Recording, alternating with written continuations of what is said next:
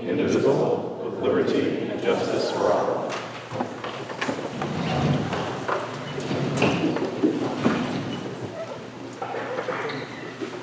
Do roll call. Kristen Shorey. Here. Kayla Kieser. Here. Chris McLaughlin. Stephanie Euler. Here. Debbie Wallace. Here. Shannon Knowles. Here. Grace Kelly. Here. Ava Benjamin. All right. Item 2, agenda adjustments. I don't have any. Item 3, approval of minutes. Can I get a motion, please? Motion to approve the minutes with a small adjustment, that the eggs that were done for pre-K was done by student council, not Key Club. Sorry about that. I'll second. Any discussion? All those in favor? All those opposed? Any abstentions? I think the viewer is here. That motion carries. Item 4, proclamations and presentation A, donations. You probably noticed driving up, we have new dugouts down at the high school baseball field. Those were done by Hopkins, Mr. Hopkins. We are still trying to finalize an overall what that was worth. It was over $30,000 in material, and he's trying to figure out the labor cost. They were there for quite some time. So we will get them a letter for their purposes, and obviously just a tremendous contribution to our program, and really appreciate him taking the time to donate that material and the labor that goes into it. So we'll get a finalized price probably by the July meeting, but we obviously have had many baseball games down there already, and I wanted to make sure that they were recognized, having done an awesome job down there. Very much appreciated. Okay. B, committee acknowledgements. I just wanted to start out tonight acknowledging the seniors. Congratulations, Grace, for your graduating on Saturday, and also all the other 137 seniors. If you're not a senior parent, which I am, and so is Stephanie, it was a great week last week. Very busy, exhausting, but all well worth it. All of the work that goes into that, Brian, Steph, the guidance counselors, the teachers, the advisors, putting that all together at the Cross Center, and the amount of times that the children actually, the students, I shouldn't say children, they're going to be adults, they practice marching, it shows. They were experts at marching. Even a lot of my relatives who came, who children go to other schools, remarked about it, thought the spacing was great for photos, that everything was really spot on and top notch. So I just really want to acknowledge that. I think it was also an amazing ceremony. I think that if you have never had an opportunity to go to the Hermon High School graduation, you should go and experience it. I have been a few times myself, and I will definitely attend in the future to support them, but also to just really soak in the community, and they're all there to support the students, and over $2.1 million worth of scholarships that the children earn because of their strength in academics, in different trades that they have learned already, and that they will go on to learn, and even those in going on to the military, the job force. It really just celebrated everyone's strengths, and I'm grateful. Thank you. I wanted to thank the teachers and administration for the opportunities that they give our high school students. I think it's pretty impressive that there were some students that graduated with college degrees before they graduated high school.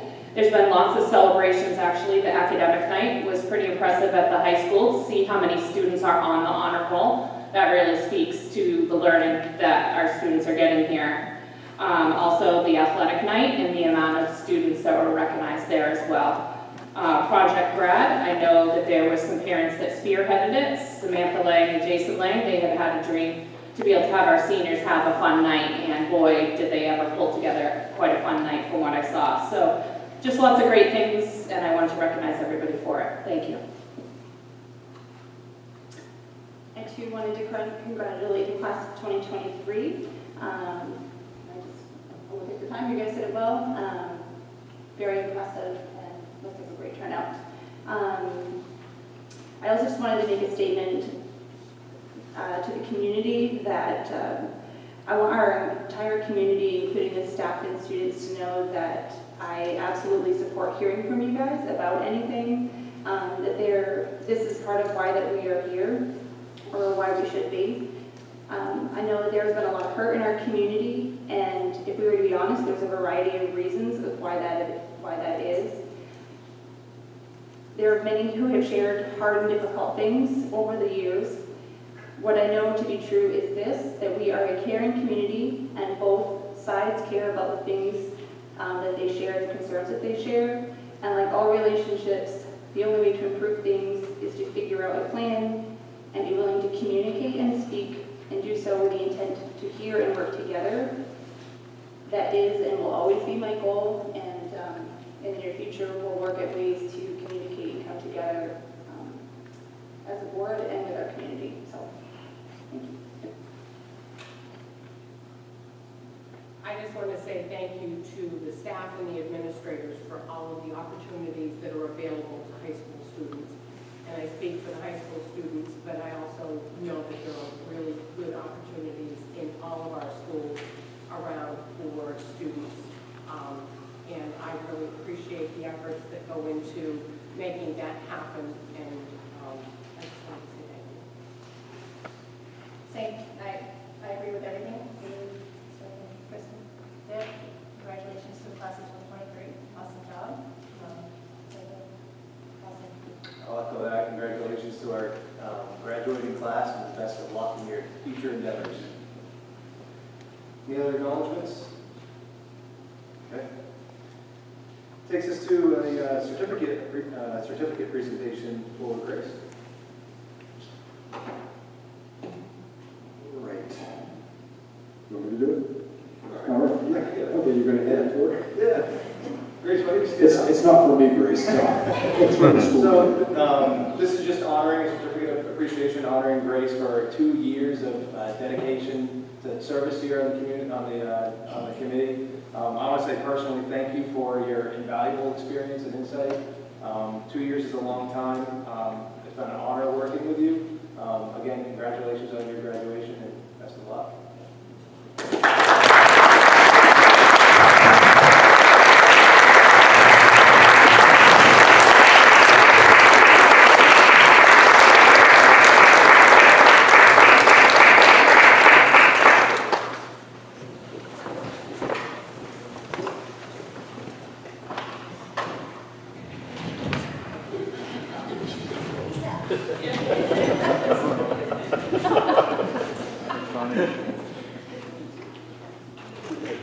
All right, that takes us to D, recognition of Maine stock market game winners. So we're going to have Mr. Hargrove and the stock market game winners come to the front. One of the things that we've heard now a couple of different times from the committee members and from the public is celebration of a lot of the good things that are happening. The stock market game is, and I won't take all of Mr. Hargrove's thunder. I took a team when I taught here to the stock market game competition, and we finished in 3rd. And so I was totally bummed that he beat me with the group. So Mr. Hargrove, with that, go ahead.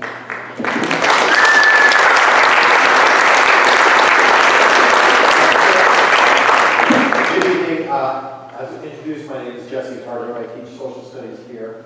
Stock market game is played in our bank stocks bonds class, which was a class that we approved just a few years ago. We had 3 sections of it this year, over 55 students. That broke down to being 13 teams from Hermon who participated in the stock market game. This is sponsored by SIFMA, which is the Securities Industry and Financial Markets Association based out of New York City. There were 200 high school teams across the state that participated in the year-long competition. We had 8 Hermon teams that finished with a rate of return of 10% or better. So if you have some change in your pockets, I have some recommendations for you. And that was well over the S&P 500 over that time period. The best part of my year, though, however, is that when schools such as Waynfleet and Cape Elizabeth, when they logged in to check the rankings, they noticed that 4 out of the top 5 teams were Hermon Hawks, including the first place team. So we've already given out certificates at class day, but here today we have Kobe Austin, Isabel Bartlett, Matthew Miles, Gabby Scoville, and Nevaeh Thompson. I made the only mistake of the year at class day when I introduced Nevaeh. I swear, it's the only mistake. So thank you guys for coming, and thank you all for having us here so that we can share the good news.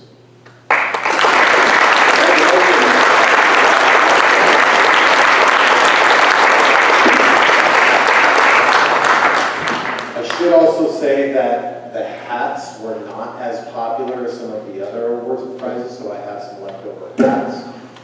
If anybody wants one. Also, this is actually the second time we came in first place as a school. The first time was in 2020, but there was an interruption. You may remember that things got a little weird then. So we actually have 2 banners, and Mr. Walsh and I are coordinating on where we can be elevating these banners for our future prospective stock traders to see. Thank you. And do you folks mind coming up and shaking the committee members' hands? Just come over right up here and around. You would really, and then you don't have to stay. You can be like Grace did. Congratulations. Nice job.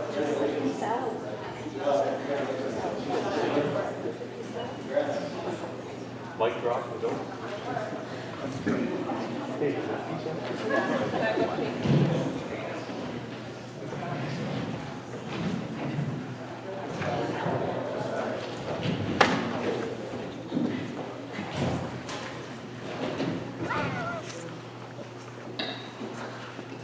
Okay, that takes us to E, presentation on the library by Principal Brian Walsh.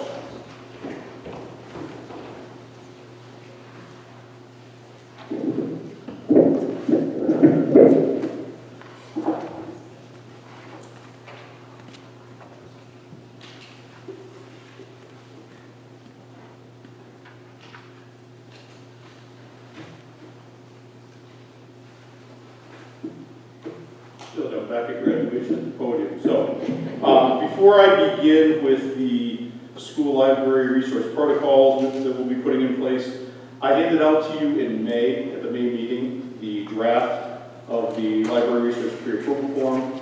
This is a form that I shared in April at my parent council meeting here at the high school. Before I start on the protocols, I don't know if you had any questions or feedback or comments on that form. And I did bring other extras if you don't know what I'm talking about. Do you do have extras? I do.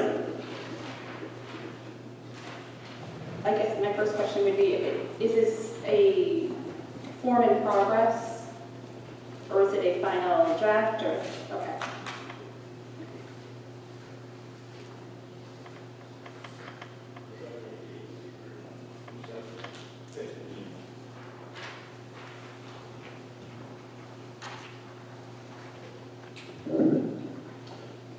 So, Ms. Keiser, to your question, I did make one small change on Tier 2, and I'll get into that when I talk about the way we're going to classify the engines we're going to use. But I added the word adult. I made it adult/mature, and I'll talk about that in a minute when I go through the protocol. That's the only change at this point, and my hope is I've run this through my school leadership, I run it through parent council. I brought it here just in case there was any feedback or comments from the board, but this is what I'd like to go forward with in August when we send all the forms home and start the school year. So if there are no questions, I'll kind of get into the protocol piece. Good.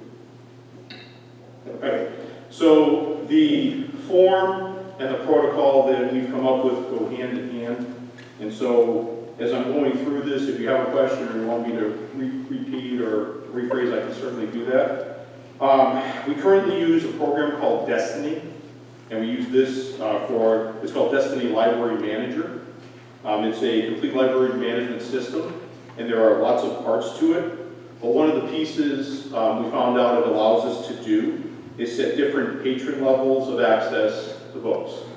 And so one of the questions we had, first I was thinking, well, we could do a database, or we could do a Google Drive, or we could do a shared. How do we make this work so it's not cumbersome and it's hopefully, as best we can, mistake-proof? And so the librarian and the assistant worked through Destiny, and we're able to set patron levels. And what that means is we'll have 3 different patron levels that correspond to the 3 tiers on the form. So tier 1 on the form is restrict all library books for my student. Tier 2, restrict books with adult/mature themes for my student. Tier 3, allow my student access to all books in the library. And so the form, those are the same 3 tiers that we have. So they correspond back and forth. And what's important about having these patron statuses, when we put the names into the computer, if you are a tier 1 or tier 2 or tier 3 patron, when you go to check a book out, if you're trying to check a book out that is classified at a different level, a warning comes up on the screen. And that's what we wanted. A way to do it so it's kind of versus an alert, like if you owe 5 cents or 10 cents or whatever, this is actually a warning. So the person working, whether it's the librarian or the assistant, this will come up and they will see that, no, my parent has allowed me this access, and so no, I can't take that book out. So that's where those tiers and those patron levels kind of go hand in hand. So in the fall, the other thing I want to mention, at the end of this school year, so in 2 weeks, when we finish the year, the librarian and assistant will default all students in our database for next year to tier 1. So unless you bring this form back, and just so you understand, this isn't new. We do this in technology, we do this with our computers, we do this with our media, et cetera, et cetera. There's a bunch of forms, and Eva can tell you, there's a bunch of forms that kids get at the start of the school year to go home. And what this does is it makes it so the kids will return to form. Because at the end of the day, we really do want the student and their parent to have that conversation, and then we can get the correct information in. So end of the school year this year, for next year, we'll default to tier 1 until forms are returned. And we anticipate, just like all our forms, some kids will have them in the next day, some kids will take 2 days, and some we will chase for a week or so until we have all the forms returned, just like we do again with technology in our laptops. So in the fall, once we have the form returned, the library staff will then update the student patron status based on the tiers that are on this form that the student and parent have selected. And so they'll have that conversation, hopefully they'll have a conversation at home. They'll return the form, and then we can get it, and it won't take long. The data entry on this is pretty fast, so we can get it right in. And then at that point, students can start accessing books in the library based upon that patron setting. The second part of this is the classification, so we know, okay, where the books are and what they're at. So the 2 platforms we're going to use, one is called Common Sense Media, and if you Google that, some of you are probably already familiar with that. It gives an age base. It has 4 categories, adult, teens, I think it's 9 to 12, and then 0 to 8. We're not really concerned with, obviously, that end of the age spectrum. But Common Sense does it that way. And then the other platform is called Novelist Plus, and that's a capital N and a capital L. So it's Novel, IST Plus, and we can access that. That's a paid service, but we can access it through the digital main library. And so if something isn't in, I told the parent council we were going to use Common Sense Media, then we started putting some books in and they didn't pop up. So we said, okay, we've got to find a backup. And so they went on to the main library, digital main library, which is available to all libraries in the state. And they said, here's some of the engines that we recommend. And Novelist Plus was one of the main ones. And so we started putting books in and just seeing how that works. It seems to work fairly well. So we think with the 2 together, it should put us in a pretty good place. So when a book runs through that system and it's categorized as an adult, some of you my age and older will remember this. If you're younger, you probably won't. Back in our day, you had a reserve section and in the library. So when you go up to in our library here, when you go up to the circulation desk, we've actually moved a large shelf into the office behind, and this will become our reserve section. And so if you come up and you're going to do your little search and you're looking for a book that's on that's adult or mature, it will be in reserve, and the librarian will put you in, And if you have that access as a patron, you'll be able to take a book out. If you don't, it'll be, you probably want to go home and have a conversation with the parent, and, you know, because it's not difficult to change patron levels. I hope we don't yo-yo it, but again, next year will kind of be our test to just see how difficult it is, how long it takes, and if there are any kind of issues with it, we should know pretty quickly if there are. We do have a fairly large collection of books. We have over 10,000, and as most people in town know, we serve both as the school and community library for at least 20 years, maybe even longer. And so we know it's going to take a while to go through. Our library staff does not work in the summer. They're not year-round employees, so it's going to take us a little while.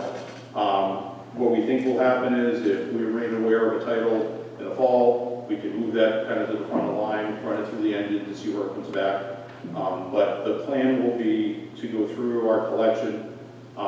Again, it served as a community library and school library up until about 2016. So this will be a good way to kind of go through and start parceling some things out. As we look at a new staff person in the fall, one of the things we will look at is taking a look at the collection and going through the collection and trying to figure out what hasn't been taken out in 15 years, or what do we have in the community, and what belongs and what doesn't. So it's going to take a while, but we think this tool, we hope this tool will do what it's intended to, let the parent and the child have that conversation, put that in, and then see where we go. So that's the protocol that goes along with the form, and it will either go well or it won't. We'll know very quickly, I think, at the start of the year, but we're hopeful that this will cause parents and kids to have good conversations. The difficult thing about high school is the age group. All of you know this. If you've had teens, you know this when you went through school. You have 14-year-olds, and we have up to 20-year-olds. You have kids whose parents want them to get their license at 15 and a half. I think they're at a maturity level and responsible enough to get behind the wheel of a car.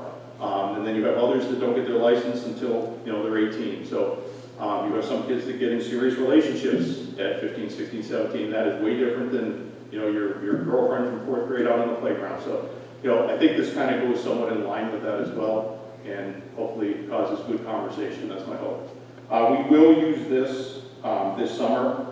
So any new books we purchase, we will run through this first, because we don't want to spend, you know, a couple $1,000 and then, no, these books shouldn't be in here. So we will utilize this program for that too, and hopefully it means we have a better collection for our kids. If you have any questions, I'd be happy to try to answer them.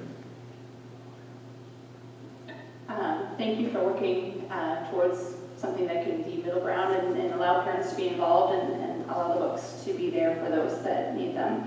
And I love the fact that you have a default setting every year. I think that's a brilliant idea. Yeah, we do it with the laptops and technology, because things do change, and kids change, and situations change. So I stole that from what we do already in tech. But and I love the fact that you're going to set them aside. It sounds like the ones that meet that criteria, you'll have in a separate section, so they're not able to necessarily see them while they're in the school. Some of the feedback we got on this was, okay, well, how are you going to prevent this or keep this? And we talked about different things, and then the librarian said, well, she actually said back in the fall, she goes, again, she's my age, and she said, remember when we had a reserve? And I said, no, I 100% remember that from the 80s. And so we're going to do something similar. And they still use that at the college level today. And as you know, we have a bunch of kids who take college classes as well. And what they need for those courses is also way different than what we might need in a 9th and 10th grade class. So you have to have that balance, and hopefully this achieves that. So my only question for right now is, what about the books that are unrated? There was a lot of those books that were very explicit that ended up having unrated. Yeah, so we're gonna need some common sense of our own. I'm a Thomas Paine fan, everyone gets that reference, but the reality is we need to take a look at some of the books we have, read them, take a look at it, and make sure they go in line with what we think students will need and what they can access. A librarian is a trained professional, and we will rely on their expertise as well. When Mrs. Schwartz came in as librarian, we had a large number of books already in our library, because again, it's where we stood as a community school library. But I think it'll be, again, a level of common sense. I think that will also help build trust. Communication, I know you brought that up about 10 minutes ago. That will be helpful, and that way, okay, let's take a look at it. And again, I think common sense will go a long way. So I think we rely on that expertise. The other piece is this: I'm a big fan of the Library of Congress. I don't know if anyone's ever been there, it's pretty neat, but they also have on their site the ability pretty much to look at any book, and that will put you in a pretty good place if you need to go that route. It's a little more cumbersome than these systems, but I would also say we can default to that if we need to. I did notice that the high school website has changed as far as the Destiny, and it's different from like the other schools. Is that like the parent or the person can no longer see where the books are? How it's like a new system. It kind of locks us out. We have to log in to try to get in there. I'm running off of terminal services, so I can't probably. Okay. I would say this, Haley, if you pop in and show me. Okay. I just wasn't sure if honestly, something different or we needed logins or so. well, I had, I think it was actually Danielle Haggerty on the phone maybe a month ago or so, and she said it looks different, but online it looks the same. And then I guess it's different from your phone and from your laptop. And we kind of walked, I had Kara Schwartz in with me and kind of walked her through. And so I don't see that side of it because I'm on the old machine. Thanks for laughing, Eva. You've seen my computer. But I'd be happy to look at that and see. Now, that program does update, and there are different levels of that. And we have opened up, like I said, we're going to use all the patron levels that it has. So I don't know if that's why, because we have started going through some of our books already to try to get a jump start on the fall. But I can get that in. If you pop in, I can certainly get the answer. Okay. Any other questions? No, just a comment. Thank you, Brian, for all your work on this. Yep. You're welcome. Correct. Thank you. Awesome. Thank you. All right, that takes us to public comments. Thank you all for attending tonight's meeting. We're about to convene into the public comment period of our meeting. While state law in Maine requires a public comment item on agendas of a full meeting of the school committee, we also believe it's crucial for us to hear from our community members about their concerns and issues, and so we're pleased to have this as an agenda item. Having said that, please note that the committee is here to listen. The public comment period is not designed to be a discussion, and accordingly, please do not expect the committee to respond to your concerns and questions tonight. We take your concerns and questions seriously and want to have sufficient time to process and research issues if need be. We will, however, respond to your questions and concerns at a future meeting or have the proper staff member get back to you at the appropriate time. At the outset, we ask the speakers to identify themselves with name and town of residence. I also want to point out that per our policy, we are unable to entertain any comments or questions about school personnel or specific roles. Please know, however, that we take personnel concerns very seriously. On these matters, we ask you to go through the appropriate administrative channels. And I just want to be clear on this. This means all matters relating to school personnel, regardless of whether the statements are complimentary or critical of the employee. Persons present at the meeting are requested not to applaud or otherwise express approval or disapproval of any statements made or actions taken during the meeting. The committee will now entertain public comments from community members. Each individual speaker is allotted 3 minutes, and the guidelines that I just communicated also apply to the public comment period during specific agenda items. So first up is Deb Blanchard.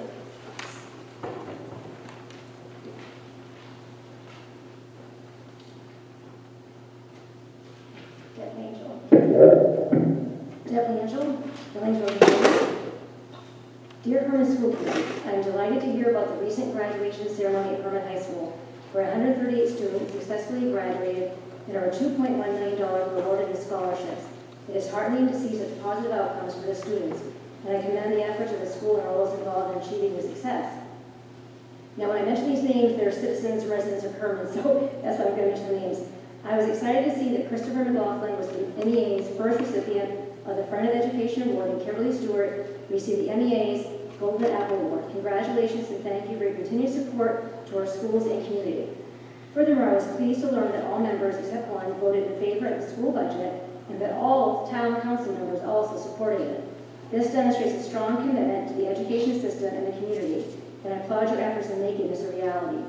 I was saddened to see on the agenda tonight about the resignation of a high school staff member. It is my hope that from this we can learn to be kinder to each other and to always remember the power of our words.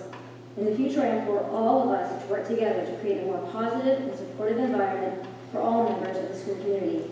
Thank you for your time and dedication to the education system in Hermon. Thank you.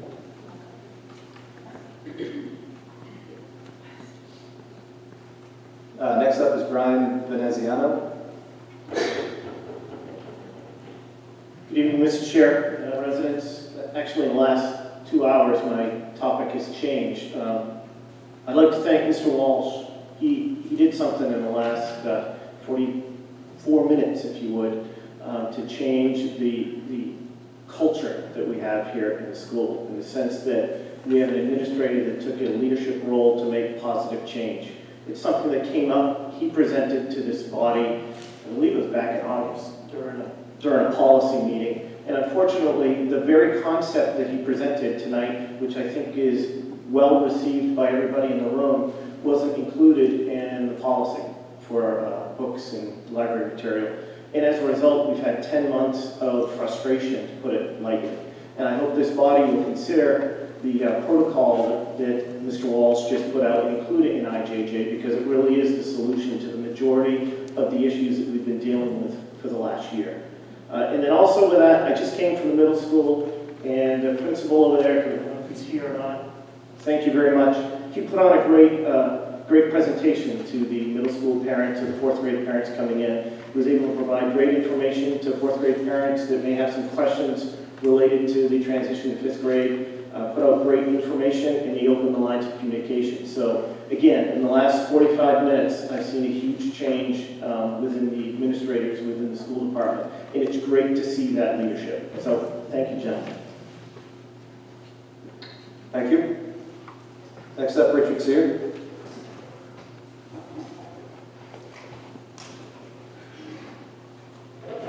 Richard Sear, Hermon. Mr. Grant, School Board, thank you very much. I want to make 2 apologies for last month's speech.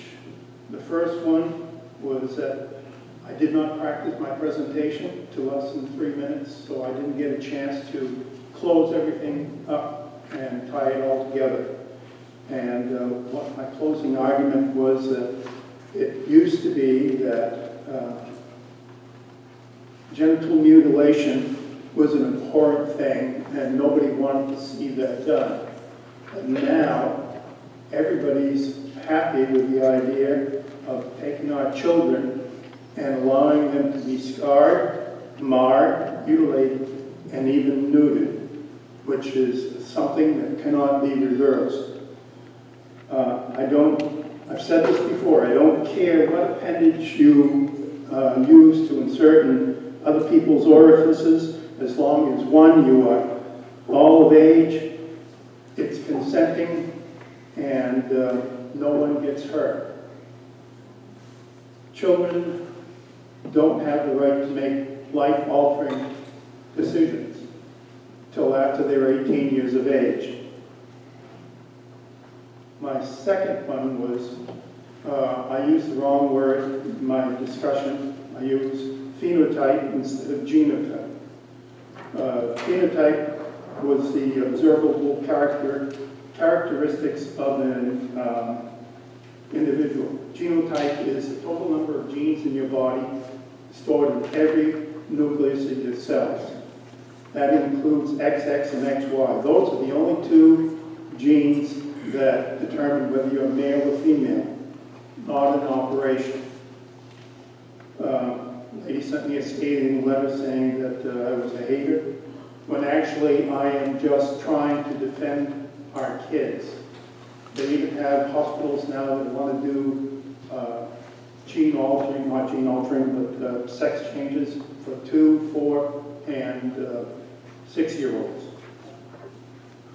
And my question to that lady is, why is she in favor of scarring, marring, mutilating, and neutering our children? These operations are permanent. They cannot be reversed. The latest study in Sweden says that people who have done these alterations to their bodies, in order to reduce the suicide rate, they have 19 times higher suicide rate than the general population in Sweden. And I've got 8 seconds left, and thank you very much. Thank you.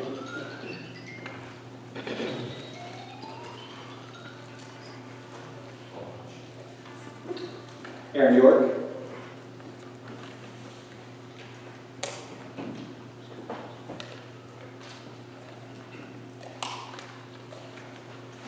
Erin York, third grade teacher at the elementary school and president of the Hermon Education Association. First of all, I want to say I love that we're starting to do some positivity with the kids here and seeing and celebrating all of the great things that we're doing here. Mrs. York, could you just speak a little closer to the microphone? Yes, sorry, can you hear me? Yep, thank you. So I really like to see the positivity that we've started here. So based on the positivity, I had an opportunity to recently attend the MEA's Representative Assembly, which is a gathering of over 100, sometimes it's over 200, educators from around the state. And part of the weekend is an awards ceremony to honor many educators, students, and community members for their work. And it was my first time attending, and it was a very memorable night. I would say it was very emotional for me to see. They even had the Clyde Russell Scholarship winners there, the seniors that won that award, and it was just amazing to see the things that they've done already, and they haven't even, well, now are graduating. So, and I'm pleased to say that Hermon had 2 community members honored that night. Chris McLaughlin was awarded the Friend of Education Award. This award was given to Chris for his commitment to Hermon's public schools. He's been resilient, supportive, and nothing but professional during tough situations. Having school committee members who stand behind educators the way Chris has is critical to helping create schools that our students deserve. So congratulations to Chris. And Kim Stewart was awarded the Golden Apple Award. And this award was given to Kim for being a fierce advocate for our schools and our teachers. During this divide in our community, Kim helped create a social media group to share positivity. She speaks up at school committee meetings and town meetings in support of teachers, and she's currently working on solutions for how our community can move forward from this divide. So we're so lucky to have both Chris and Kim in our community. And I also want to say thank you to the group that started the We Support Hermon Schools signs that I see all over town. I think that's been just a lift for our teachers. Just on our drive to school, seeing that has been really amazing. So thank you. Thank you. Justin Allen.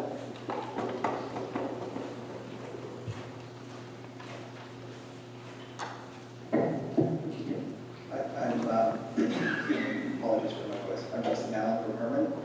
I'd like to start by just thanking all of the teachers and administrators and school committee for all of the work that you've done this year, getting our kids through. I have a child in pre-K and another in 7th grade, and I know the amount that they've learned and excuse me, the experiences, the positive experiences that they've had this year is incredible, especially given like all the ancillary madness excuse me, that takes place in both grade levels. I can't imagine what the teachers deal with, but they do a great job, and so thank you to all of the teachers. I'd also like to sort of put in a plug, I guess, for, or just support for the school counselors being in place for kids who need that service. Recently, I've been going through some family and personal issues, and my work has an employee assistance program, which a lot of employers provide, where it basically provides easy access and free access to mental health services and counseling, also with like legal services, all sorts of things. It's been a great help for me to have that. It's super easy, and if I didn't have that through free through work and have it be as accessible as it is, I probably wouldn't be able to take advantage of those services. I just recently saw our staff that something like 60 or 70% of people that are in need of mental health services don't access them. And a lot of that is because of just lack of availability, lack of being able to pay for it. So the fact that you guys are providing that for our children is awesome because, I know how hard it was coming up through middle school and high school with all the social and educational pressures, and we didn't have active shooter drills then. We didn't have social media. So I can't even imagine, those added pressures, what those add to sort of the burden for our students. But I think, thank you for providing that help for them, and I hope that that's able to be continued and even expanded if that's an option at some point down the road. So, thank you. Thank you. Josh Henderson? I'm going to yield my 3 minutes, Jesse. Yield. Okay, Thank you. Mina Bowers?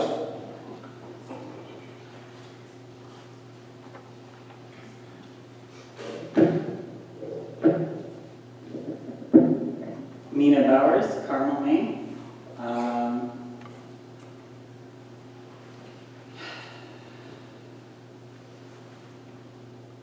I don't know what to say after the words of a certain individual a few moments ago. Completely unfactual, completely myth-based. I just want to address that really quickly. XXX people exist. God created people with hormone and gender chromosome differences.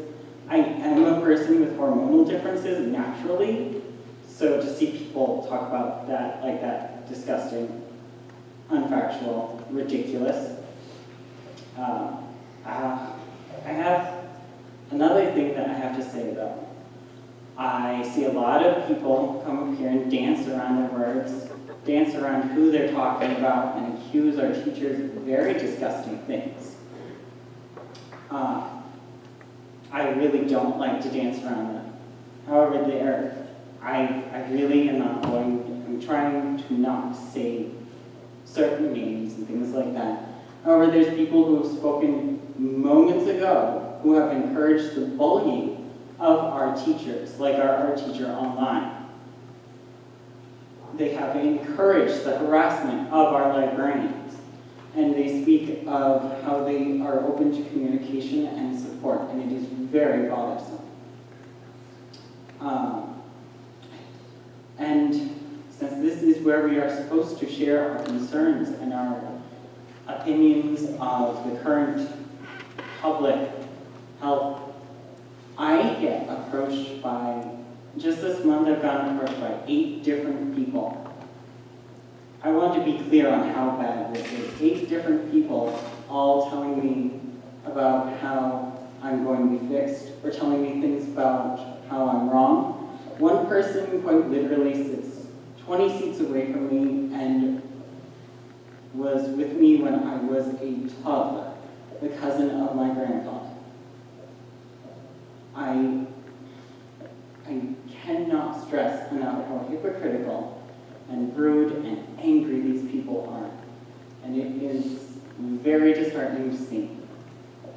I do want to say, I was aware of the MEA Awards. I want to talk about how great of a thing that was. I believe Mr. Hargrove even spoke at those as a keynote speaker. That was a really great thing.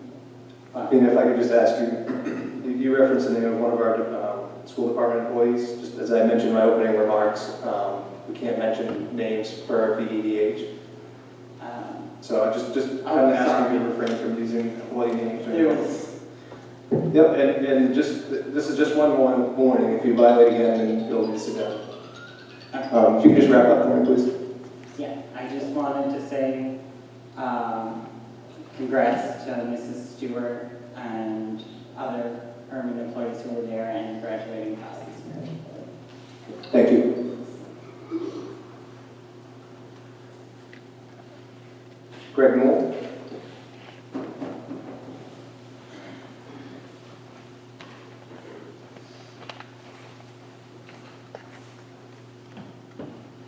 Greg Newell, Hermon, State Road.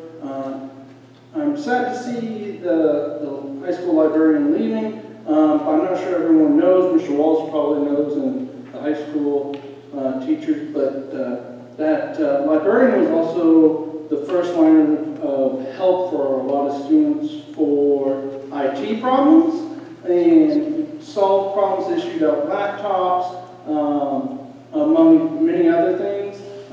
Whoever new will be coming in probably won't have that knowledge or skills, so hopefully you all will look at how to continue to help the high school with all those small little issues that come up every single day. As Mr. Walsh probably could regurgitate quite a bit about, the things that high school kids do to laptops. So I just want to make sure you all are aware of what the high school librarian did via the IT work. Thank you. Thank you. Jillian Taylor?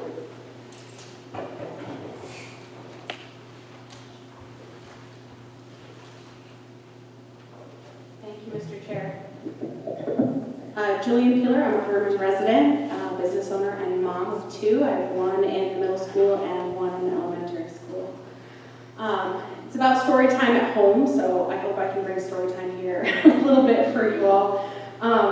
So the last time I was up here was during the great mask debate of 2020, and I'm sure we all remember what a fun time that was.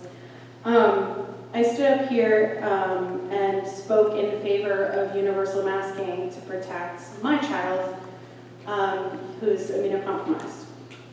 And I'll never forget a mom that followed me immediately, and she stood up and spoke against universal masking to protect her child. Her child had a condition, a very emergent condition, and the first signs of it were the color of their lips, which a mask would hide. And it was in that moment that it really hit me that we're all just trying to do what's best for our kids.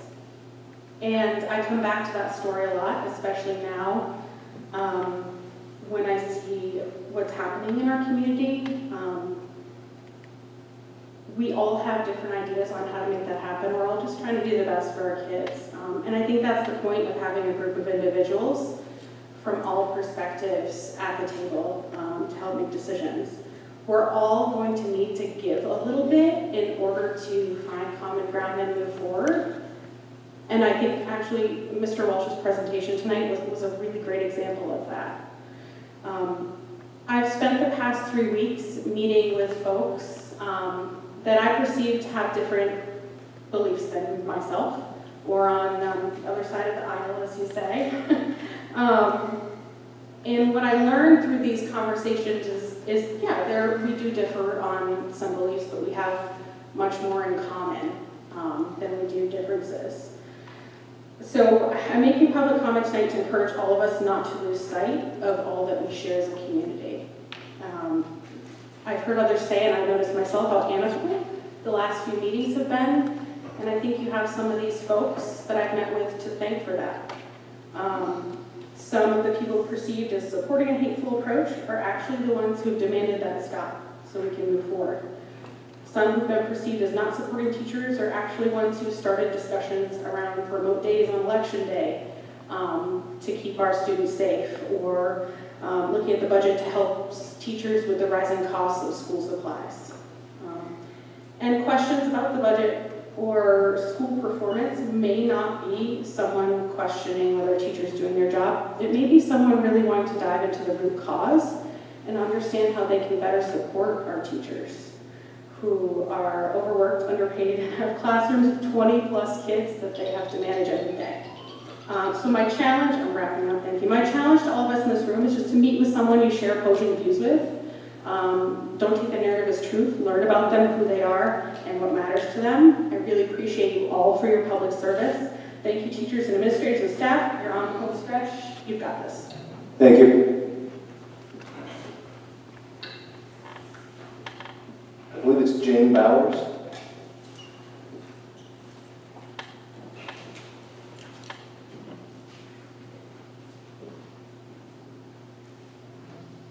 Hello, my name is Jane Bowers. I'm from Carmel, Maine. I think what the school as teachers are doing is wonderful.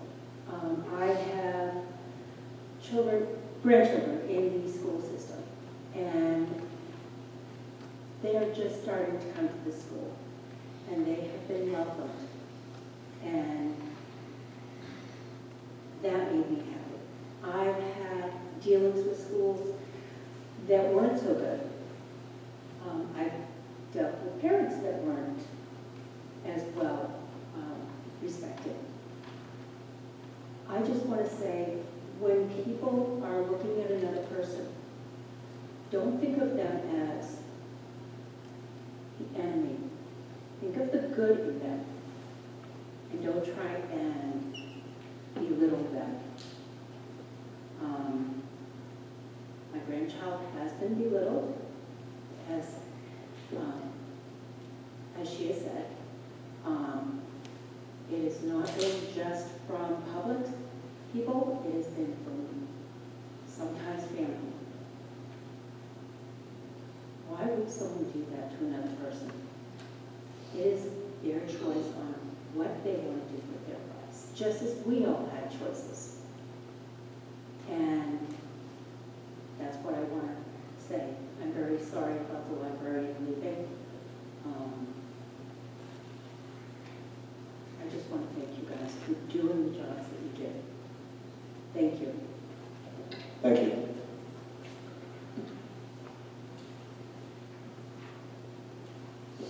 All right, that will take us to item 5, personnel, A, resignations. I've accepted the resignations for Christy Reed. Christy was a longtime cheering coach for us. If you don't know who Christy Reed is, then you probably haven't read the Bangor Daily. They won 9, 10, 8, 11 state championships. It was so many, Brian doesn't even know, it was so many state championships that they got second this year, and he wasn't excited about second place. I mean, you've been very successful at being a runner-up, doesn't get you as excited as a state championship does. So, with regrets, I completely understand family dynamics are changing, accepted her resignation from winter cheerleading, and also accepted the resignation of Kara Schwartz, our HHS library media specialist.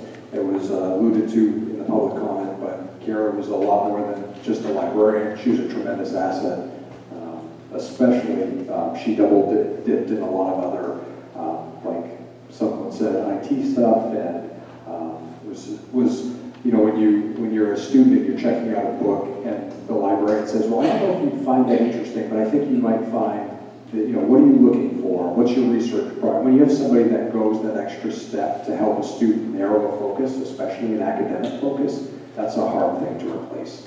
So she will be missed and is going to be joining a different school district. So with regrets, we accept those 2 resignations.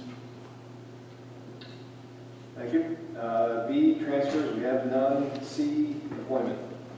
I'm going to take these one at a time. Okay. So the first one is Maria Rush. She is filling our grade 2 vacancy. Miss Rush taught for us. I believe it was from 2014 to 19 or 15 to 20. Took some time to spend some time at home with the newborn for the last couple of years. This winter filled in as a long-term sub, so that's why that name might seem familiar to you, because you did approve that earlier, either in the fall or the winter. And she came in for the grade 2 interview and absolutely she was fantastic. I can't recommend her highly enough. So I'm glad to recommend Maria Rush for the grade 2 position. Motion to employ Maria Rush. I'll second. Any discussion? All those in favor? All those opposed? Any abstentions? Because it's an elementary position. Good. The next position is to employ Katie Gardner. Katie came highly recommended by Mr. Nason, and also from the references, and we would like to employ her in the self-contained room as an educational technician.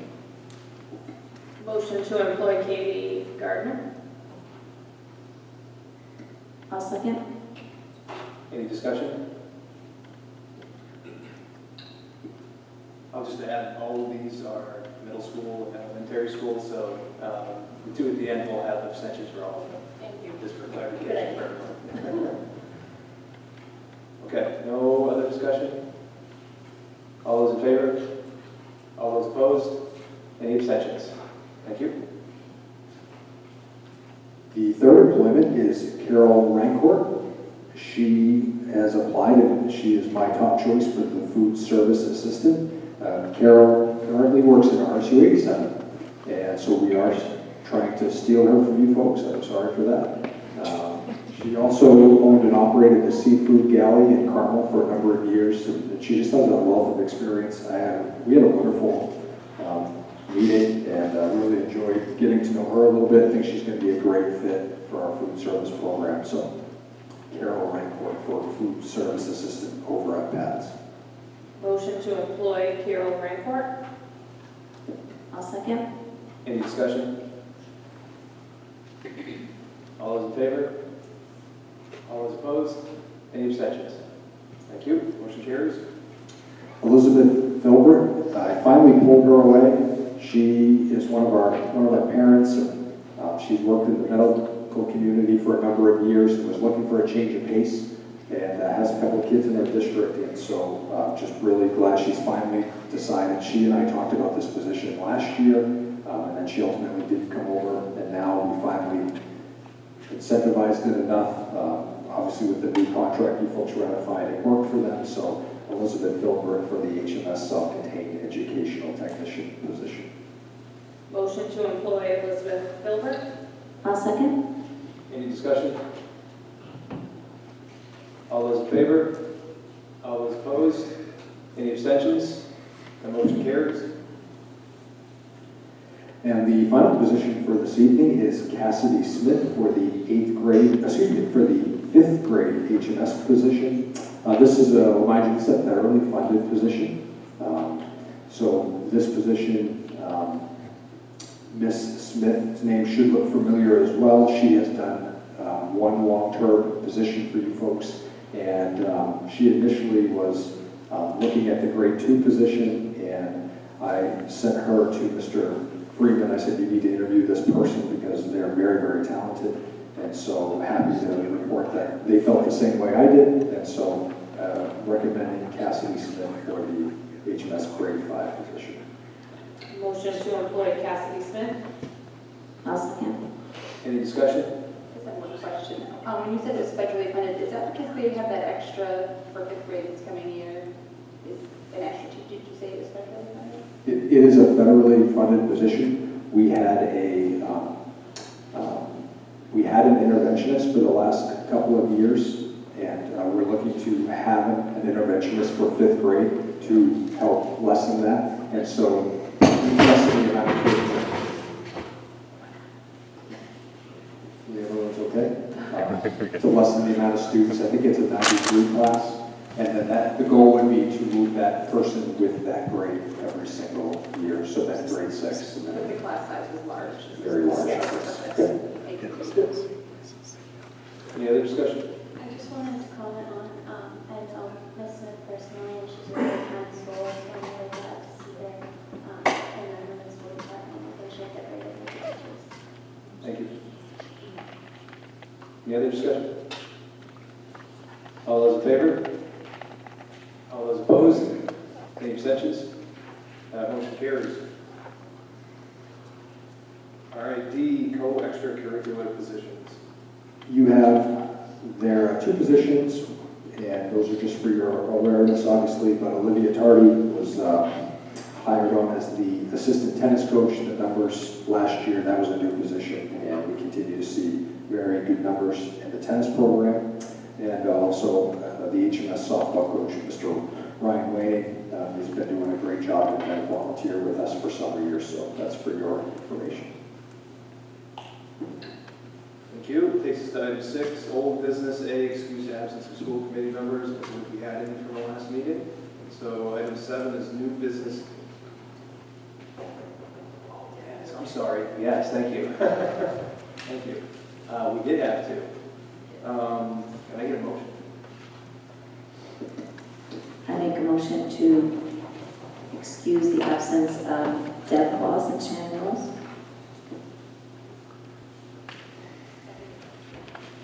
Any discussion?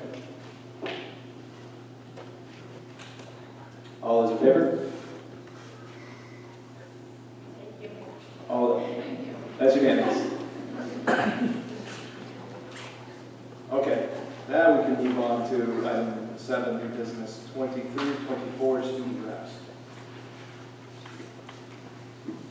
Every year, you student rep. Ms. Benjamin gets to move over a seat, and we bring on a junior.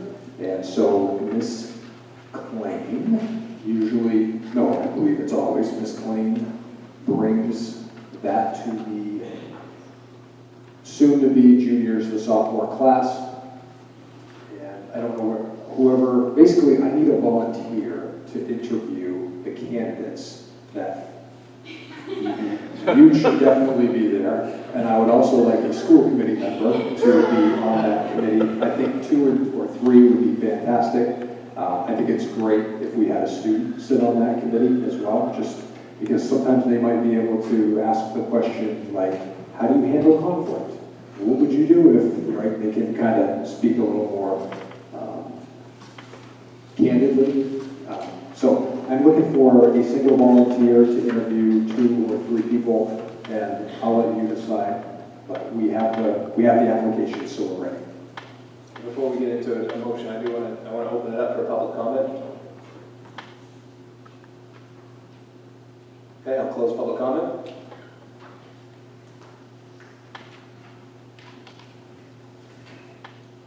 Do we have any motion to our volunteers? I'm happy to do that again this year. Unless someone else wants to do it. Did you want to?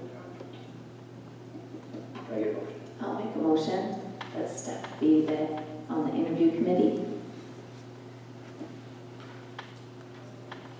Second from Shannon. Any discussion? All those in favor? That's unanimous. Thank you, Steph. Mr. Keith, do you want a motion for Eva, or is that good with the committee to have Eva there as well? Let's do a motion.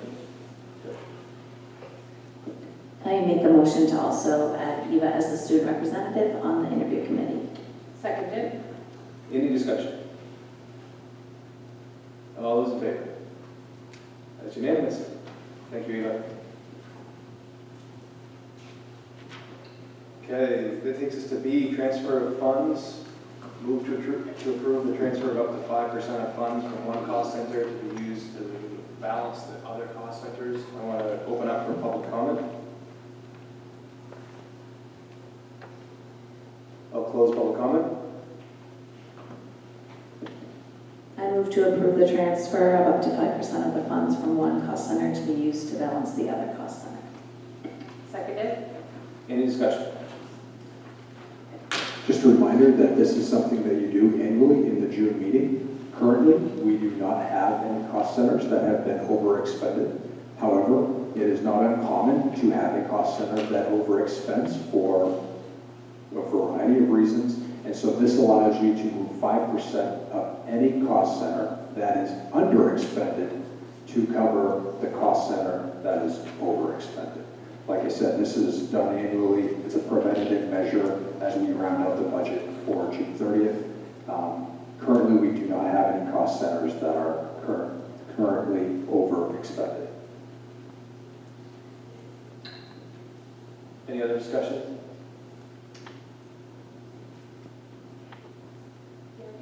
Can you clarify more? I mean, I was here last year and listening in when you guys moved money back and forth.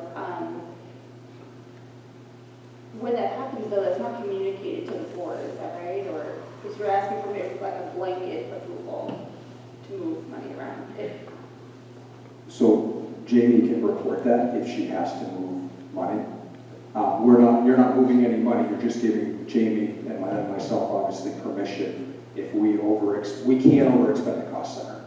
So if we overexpend, let's say transportation comes in 15,000 over, it allows us to then go to special education, which is 20,000 under, and move up to 5%. And I can ask her in her July report and August report to just report out on any of the cost centers that were underexpended that were then used to cover an over expenditure. But you're right, Haley, so it's giving permission to move that, but then just reporting on where it ends up, not voting again specifically for which cost center to which cost center.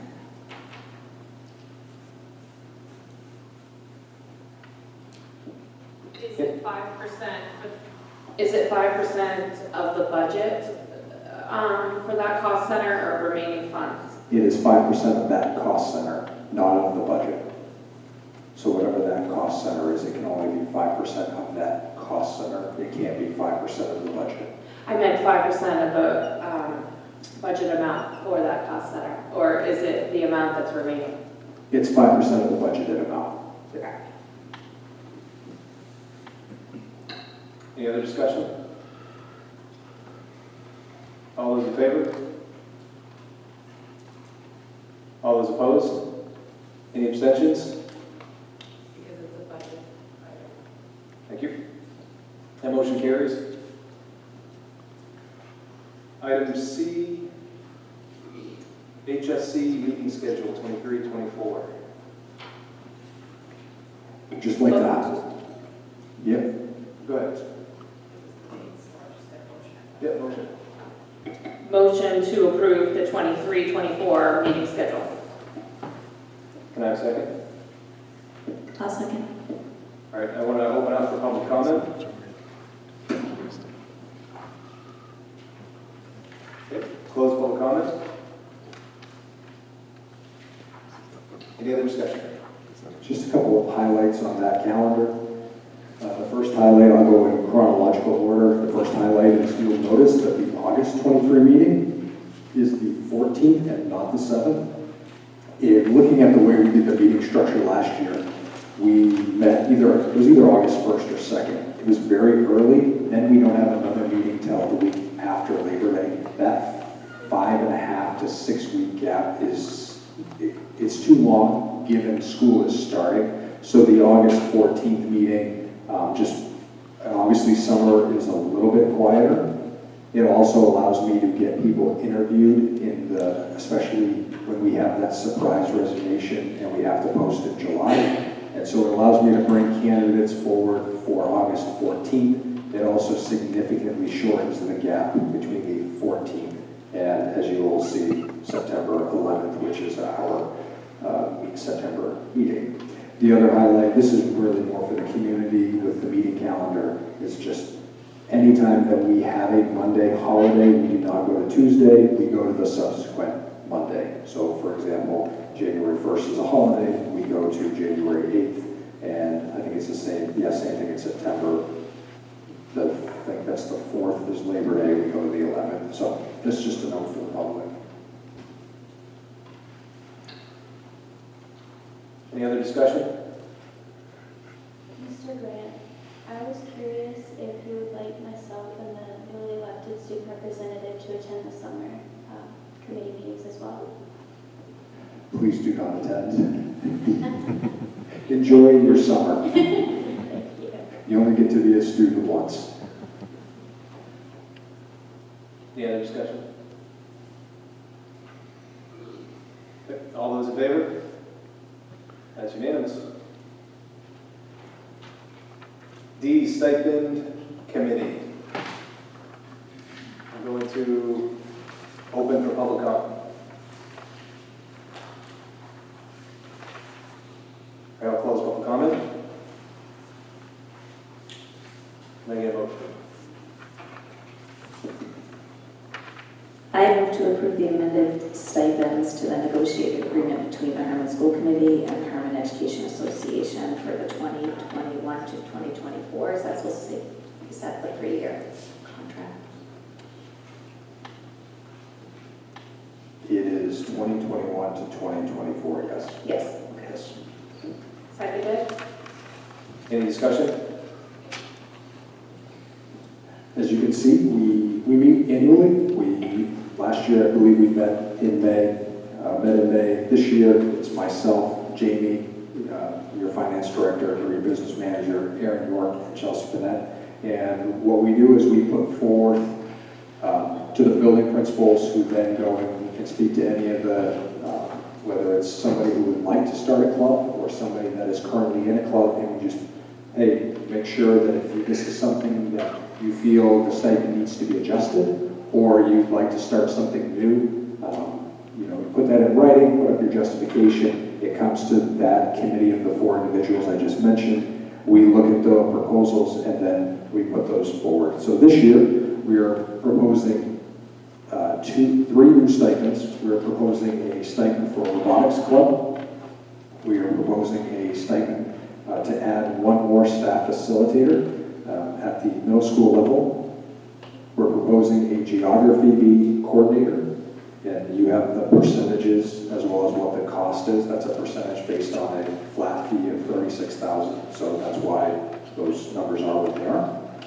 And then you have the adjusted positions, looking to increase the percentage for math team, just due to the amount of work, and there's quite a bit of work that goes into the math teams, and that group has grown exponentially, which we're very excited about. There's several significant regional and state meets.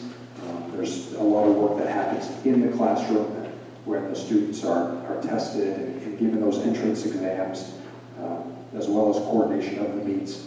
And then the spelling bee, that had always been a two-person, that's why there's a parentheses two under spelling bee, and we found that that can be done with one person. It's a singular event that happens one night during this school year, so I'm looking to reduce that to one.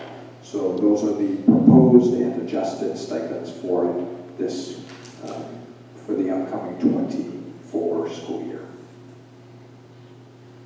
23-24 school year. Any discussion?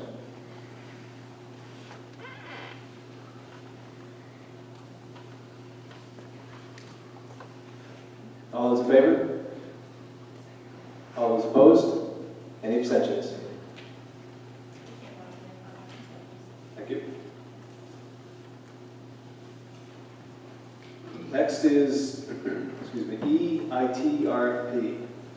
And I need a motion. Oh, I'm sorry. First, and open to any comment?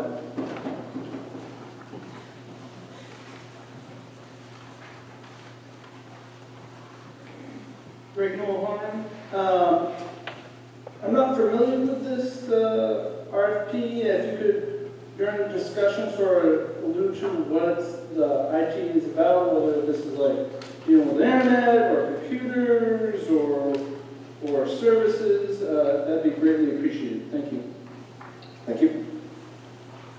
Any other comments?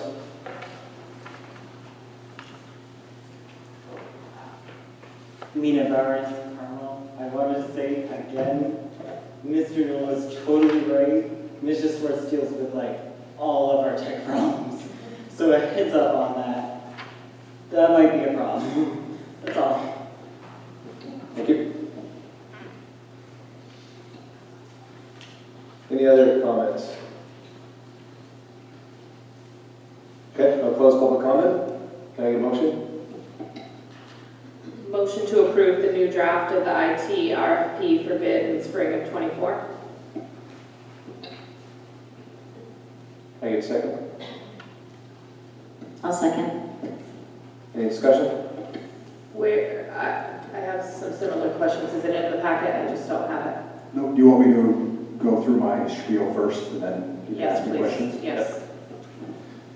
So one of the things that I've spent the last year doing, obviously, I came into an incomplete RFP that was being handed to me. I was not part of the development of it. And I observed, watched the bids, made a recommendation that we go with a company. I was initially happy with the progress that was made. I'm now not happy with the progress that is being made. I don't feel that our network is up to, it's not good enough. And so one of the things that I feel we need to do, as I went back through the RFP that was handed to me, I started doing more research. I looked into a variety of things. I looked into E-rate, I looked into internet. I spoke with, in particular, our neighbors over at RSU 22 who have a very robust network, have significantly stronger, or excuse me, not stronger, more students, a higher number of students, more campuses. And it really had some great conversations with the superintendent, Mr. Raymond, as well as their IT director. And I think it's time for the school committee, let me back up. One of the things that they observed when they viewed our RFP was they felt it was woefully inadequate in regards to the amount of people who bid on the RFP. There were only 2 bidders that who had complete bids. And one of the reasons, and I could only, again, I had to kind of speculate at that, but one of the things that they informed me of was that there is a possibility that when you go out to bid on an RFP, a couple of things can happen, but if you do not get help from your E-rate consultant, we use Kellogg, if you don't get help from them, they can get that bid out regionally and perhaps even nationally, and so you could potentially have a lot more competitive bidding process. And so, while I don't have any issues with the companies that bid, there are only 2, and so again, you've limited the potential for expertise and who's going to be available to you. And the second thing that was concerning when I was talking to them, and they were looking at our RFP, is that they said we didn't have enough. It wasn't. It was too narrow of a scope. Like it needed to be broader. And we have several things listed here, but they felt like we could have several more items with a little bit more better description. And again, that would attract more candidates to our pool to potentially bid on this project. And so I'll just read a couple of them, just so you get an idea. The RFP last year was for a network security assessment, so to scan hardware, software, switches, schematics, patches, remote access, a network upgrade, server upgrade, software upgrade, switch upgrade, recommendations for network security assessment, etc. A penetration test to perform after the network upgrades, a hardware, laptop, desktop security assessment, a review of the assessment by the school department's IT inventory practices, so how do we keep track of inventory, a device to tech staff review, an instructional technology assessment, a legacy network systems assessment, a Windows server upgrade, a firewall switch firmware network upgrade, a network cabling upgrade, a restructuring upgrade from layer 1 to 2 to 3. I don't know what that means. I still don't know what that one means. So I'm still digging on that. And then an access point. So that's when you walk around the different buildings and the campuses, you see all the APs and that part. As well as, so there's 16 items, a main school library, switch over to MSLN, and a point-to-point network to be terminated, which we're in the process of doing. So what I would like the school committee to consider is it doesn't cost you anything except your superintendent's time and the IT director's time, but I would like to work with our E-rate consultant, Kellogg, to develop an IT RFP that is robust, that potentially captures any E-rate money that might be available to us, because it would be incredible. This will be a very costly venture to switch our network and to upgrade our network.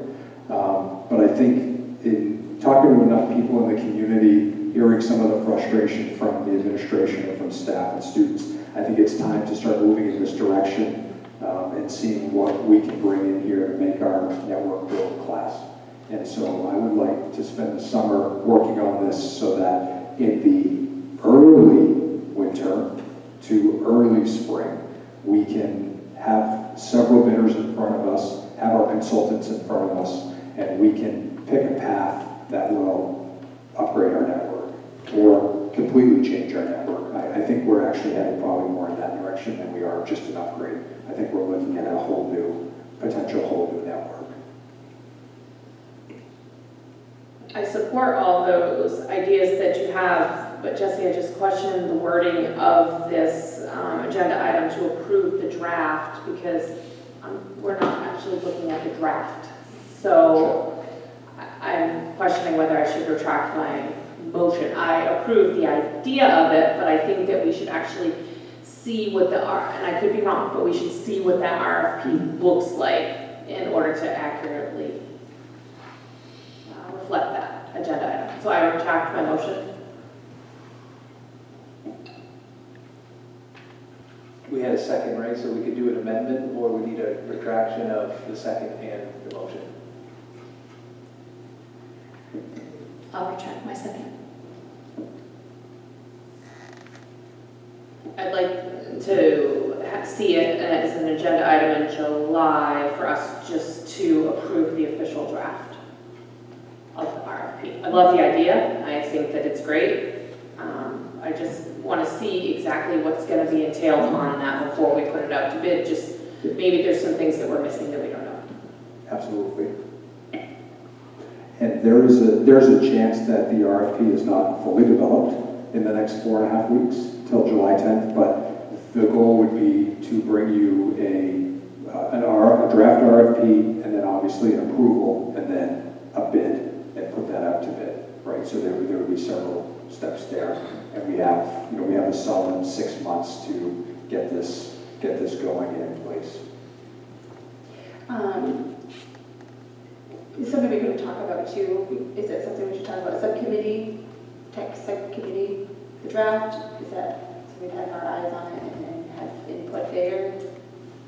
I don't know if you're willing to meet before then.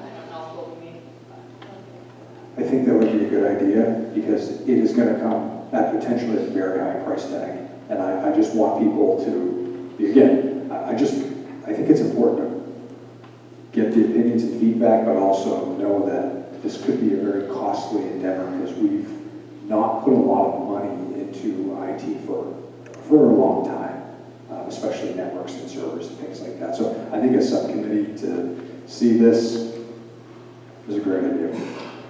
My other question to that was, I noticed that it said the spring of 2020, or was it here? Yeah, 2024, which would mean, according to the contract we have, it ended in March 20th of this year. You said it was December. So then what are we doing between December and the spring? And are we extending the current contract we have, and we're just running? Can I ask a clarifying question? Yeah. Do you mean the MSLN, the internet? Because I'm talking about an entire IT RFP, not just the MSLN. So are you specifically asking anything about the internet? Well, it was included in what you just read. Yep, it's one of the It was items. unclear, so we're looking at a year of extending things or letting things go without a contract. There's so many moving parts that are. So obviously, in this current IT RFP, for example, at the MSLN, which was number 15, that would not be part of the RFP because I can see the school committee approving MSLN in December when it's time to bid out the internet. So that might be something that's not even part of the RFP because the school committee knows that we want to go that direction. I think we have to go that direction if we're going to use E-rate funds to help offset the cost of the server. So as far as do we go without a contract? Absolutely not. When December comes, actually before December, I'd be bringing to you, here are internet bids based upon the RFP. We need to go with this company because E-rate will support it. We can get E-rate funding for it. And so I guess to answer your question, I think we're moving towards MSLN based upon what I want to do. I just wanted to add what Haley, I was thinking the same thing, like the first contract ends December, right? Correct. I think it's December 27th. Right, so then between that point and when this is finalized, you're saying we'll probably vote on going in a different direction prior to that, and then it could change it. The network's gonna change, not the carrier. Correct. The MSLN, who you get your internet through, that's who Camden has, RC22. Right. So what you have for a server is, the RFP doesn't have to be impacted by who your internet provider is unless you are seeking reimbursement through E-rate. And so if we are going to seek reimbursement for a massive scale project like this, and our consultants are going to help us with that, then we would have to go the direction of MSLN. So we could cut over to MSLN in December or January and continue on in this process, and they wouldn't have to, they would gel perfectly. One of the concerns that I had was budget, because I heard you say it's going to be costly, and so. So can I just? Yeah, please. So I'm going based upon 2 quotes. And so I'm just saying, based upon the first quote that we got for this RFP in March, April of last year, to me, it's a big number. I've had a conversation with somebody at SJ Rollins regarding this RFP and said, I know it's been a year. What am I looking at? Can you spitball something? I think you could be looking at $500,000. So that was just my concern as far as remind me of the budget, and I should know this, but remind me of when the budget runs, because we wouldn't be able to do anything, because it would have already had to be in the budget that we're approving now, right? Yes, you're looking at gathering all your information, getting your finances in place to make a run at this for the school year and budget year FY25.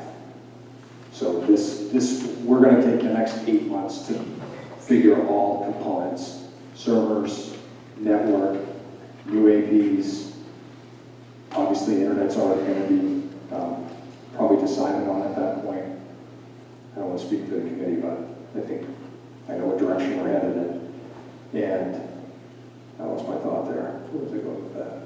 Oh, yeah, so we're trying to set this up to implement for the FY24-5 budget and school year. So we're not going to be making a motion on this because we don't have a draft and we don't have any. We don't need a motion, but I think it sounds like no one's in opposition of Micah spending his time working with the appropriate people to draft an RFP. So I think the next step for us is a motion to table. Motion to table the approval of the draft. I'll second. Any discussion? All those in favor? All those opposed? Any abstentions?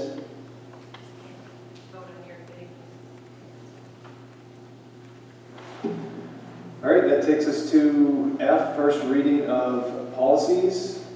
We have policy IHBB, gifted education. I'd like to take these all together if we can.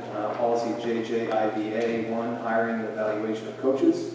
Policy JLCD, administration of medication to students. And policy KCD, public gifts and donations to schools. And I open the public comment. I'll close public comment. Can I get a motion, please? I move to approve the first reading of policies as listed, A through D. And a second. Seconded. Any discussion? I have a question on JJIBA1, the evaluation of coaches. As far as the athletic survey, but for the end of the season, I see it's expected that there's going to be one. What's going to be done with the survey? And it's okay if that's answered at the next reading, but I'm just wondering, you know, how the feedback from the students is going to be weighed. What if 90% of the students aren't providing positive feedback? How is that going to be factored into the decisions on how to move forward? I just would like to see this expanded a little bit further.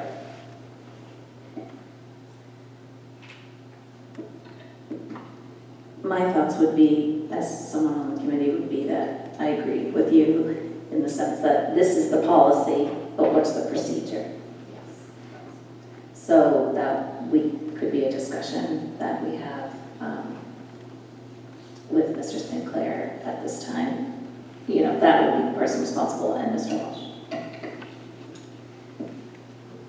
So I think it's important to remember that when we talk about surveys and satisfaction, that we need to make sure that that input is taken into consideration, it is valued, and that I would like to see there be actionable goals developed if it was deemed to have an unsatisfactory survey.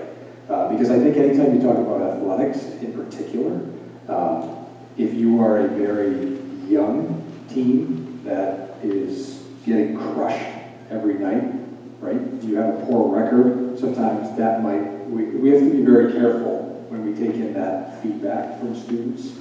That accounts for morale, rapport, confidence, and also just the overall experience. So I don't disagree in seeing something that, hey, if it's a low threshold, like people aren't happy, they're not satisfied, why? Like getting to the heart of that before, there's this number attached to, well, you got a 40% satisfactory rating, that impacts your evaluation by this much, right? Just making sure that those aren't directly tied together. I don't know if that makes sense or not, but. I was just recalling what we talked about during the committee meeting was that you were going to bring this to admin meeting over the summer and the administrators were going to come up with a standard questionnaire for all the sports, both middle and high school. Right, one of the things that I would like to see is there would be a stock 8 questions, 7 questions for all sports, right? All extracurricular. And then the coaches would have input on several of the questions. That would be more sport specific. And that way we would have our stock questions that would go out to all student athletes, but then we would have some very specific questions just to that particular sport. And I think what would be nice is that then in the admin meeting with both the middle school, because remember we have middle school sports as well. Middle school and high school principals can say with the athletic director, this is how we will use that student athletic feedback. Because I think that is important to have that feedback when we're talking about the enjoyability of the season, but at the same time I want to make sure that we're careful not to attach too much of a weighted value to the coach's evaluation. I just think it's important that the coaches are role models for our students, and it's not to me about the winning or the losing. Honestly, it's just that they're acting in role models for our, I don't know what I'm trying to say. Exhibiting behavior that would be appropriate. Yeah, we want to have a high standard of behavior both for our student athletes and our coaches. We expect our coaches to model it, right? I think that would be something you would all say, yes, that's an expectation that we have. And we also want our coaches to desire the feedback from their student athletes. So that should, as a classroom teacher, as a principal, as a superintendent, I'm working on a staff survey. I want feedback from the people that I directly impact. So I think that's something that we would, like I said, develop a protocol for in the summertime and say, this is our protocol that we would like to use and the survey we would like to use with this policy. I second what Kristen said. I was wondering why this wasn't, is there a way to add in or clarify that it's all grades for middle school and high school? And then I also have had some feedback from community members just about wanting a school board member to sit in on interviews for coaches. And so I was going to bring it up at the end for something else, but I think this is an appropriate time to, I don't know if that should be in there. I had the same concern that I brought up last time, that a committee member sit in on when a varsity coach is warranted. I don't know if that aligns with what you were thinking as well. I don't necessarily think for assistant coaches or those varsity coaches are pretty critical. I don't know. If you think assistant, then by all means do. But it could start to puzzle up. Yeah. I think it's good to have balanced feedback in that way. You have voices that are sharing information and you want to see it. I think it's beneficial to know what's going on. And we really don't know. We don't get to be privy to a lot of the interviews or who applied, and we just get kind of the last choice of like whoever was chosen. So I'd like to be more involved that way. I don't know if that can be added to the policy or go back to the policy committee or make a motion, or what do you want to do? Well, this particular policy is about hiring and evaluation, which is true, but it doesn't really talk that much about interview. Well, hiring. Right, yeah. I think.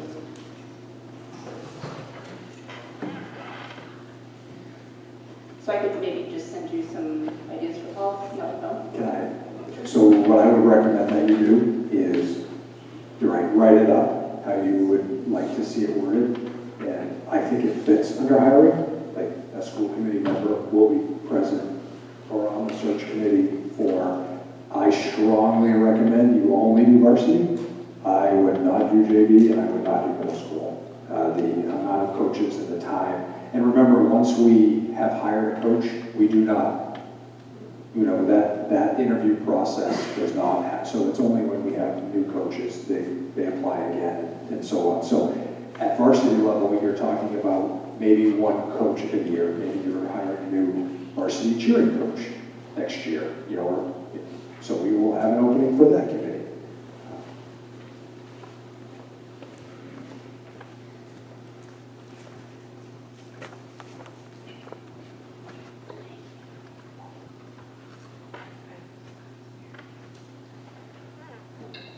Any other discussion?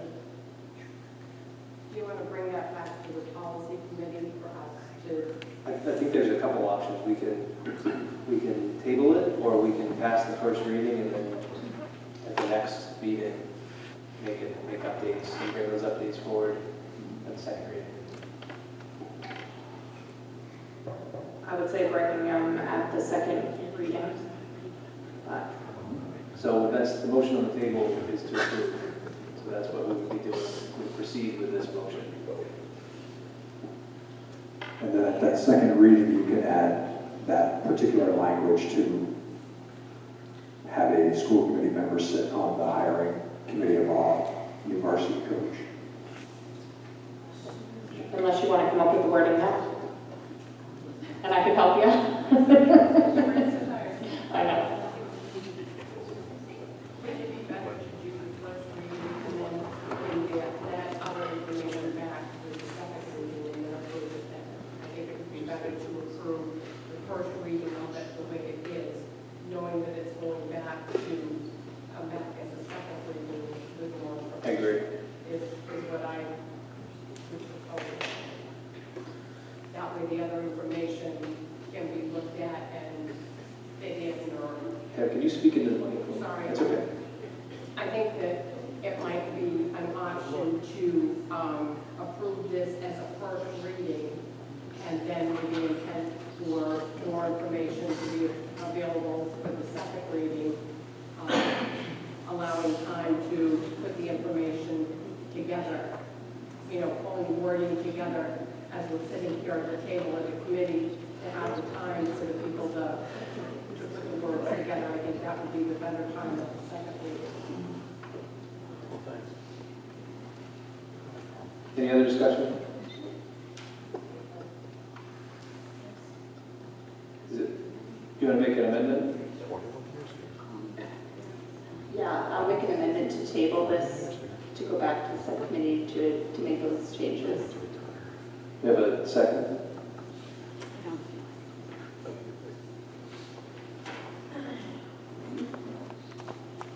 Okay, so we're back to the main motion to approve the first reading of A, B, C, and D. Any other discussion? All those in favor? Do you have, before we go? Yeah, because another we've discussion? had it all come together and we're going Right. to talk about this one. So the motion on the table was to approve the first reading of all four. Right, I was thinking though that Mike had something to add to the medical one. So, Any more discussion? Yes. Okay.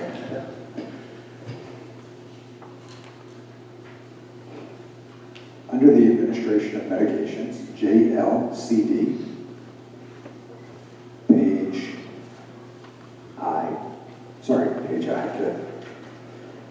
5, letter I, we are looking to stocking, possession, and use of naloxone hydrochloride. The school unit has entered into a collaborative practice agreement whereby the school health advisor or other physician licensed in Maine has prescribed naloxone hydrochloride and directed that the school nurse to administer naloxone hydrochloride to a student, staff member, or visitor experiencing an apparent opioid overdose during school-sponsored activity, or on school grounds.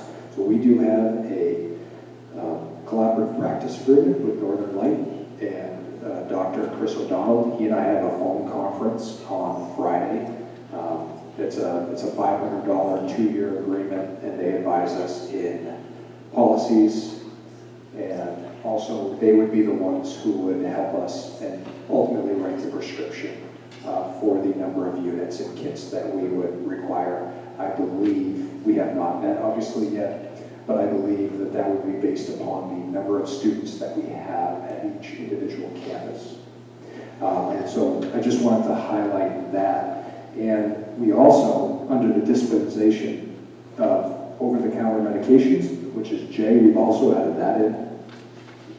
This is a current practice that we have at all three buildings, but we would like it in policy as well. With prior parental legal guardian permission, students may receive certain over-the-counter medications at school per our health services standing order. So through that agreement, we have a health service standing order where, and I just wanted to read it to you because sometimes that wording might not make sense, what that actually means.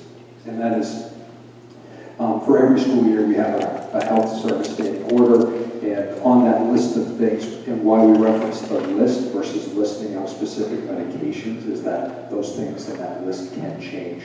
But for example, per parental and guardian consent, we can administer Tylenol, Advil, Tums, hydrocortisone cream, cough drops, Benadryl, inhalers, antibiotics, Vaseline, Eucerin, eye wash solution, and we can also perform splinter removal. Thank goodness we don't have wood playgrounds anymore, and tick removal, which we obviously have to do. So we just like to, I wanted to highlight that part of it, because if you're wondering what a health service standing order is, that's what it is. The only question I had was, should there be a part in here that just says like about being properly trained or staff trained? I was reading back, it does talk about unlicensed staff being trained with medication. I don't know, but I didn't find tooth comb this one, I'll be honest with you, but.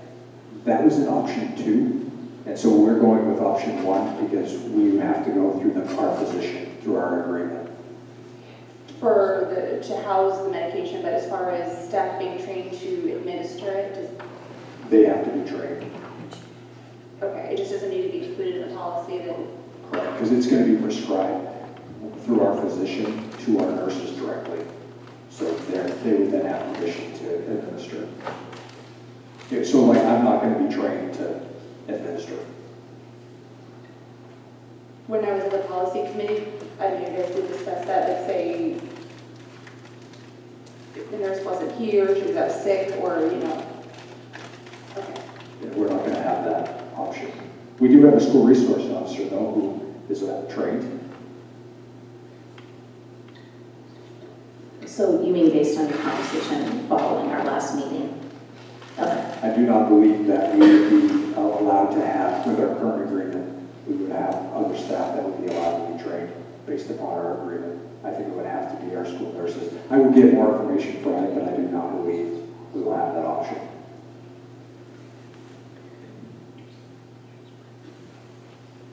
I was just thinking more about the varsity coach, like what we've talked about, and, like when I think about the grade 2 teachers, we're not involved in the interview process for that either, but perhaps maybe, I do know that we look at resumes, right? So perhaps if the varsity coaches were approved the same way the employment was, maybe, is a solution, right? So, because there's policy and then there's procedure, right? And the policy itself is more high level and isn't necessarily talking about the procedure for hiring, but perhaps maybe that's just an idea to share those resumes with us under the employment, and then we vote on that. This is a thought, I'm just talking out loud.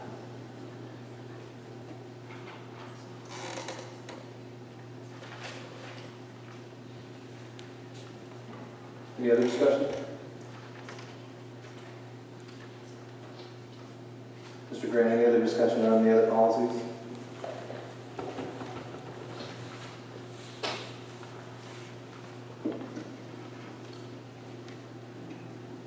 The public donations and gifts is something we, again, currently have in practice. We don't have a policy on it, so that's a boilerplate template from MSMA. And what was the other one? Gifted and Talented, IHBB. That was a couple of things. We wanted to make sure that the appropriate tests were highlighted. So you have the appropriate tests there under number 1, the cognitive ability test. And under the appeal process, Ms. St. Pierre hasn't worked here in quite some time. It should be just the position, not the person, that we don't have to change it. So we struck the person's name and put the position. I do recall a couple of times you talked about wanting to make changes on the principal superintendent policy, and you talked about it a little bit at subcommittee meeting, but I don't see it listed.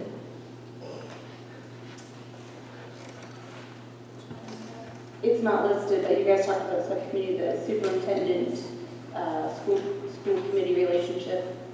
It was on the policy committee agenda. Because I just don't see it listed there. I didn't bring it forward because we didn't talk about it as a subcommittee, like actually make any changes. So at that next subcommittee meeting, I'll bring the appropriate letters, the code. We had the wrong code listed, and we thought we were going to change it. Then I researched it, and it turns out our original draft was wrong, not the one for our meeting. So I'll bring that back to subcommittee with the appropriate code. We had a cross-reference that was inaccurate. Any other discussion? Last call. I think I'm good. All right. All those in favor? That's unanimous. All right, that takes us to item A, reports. A, admin reports.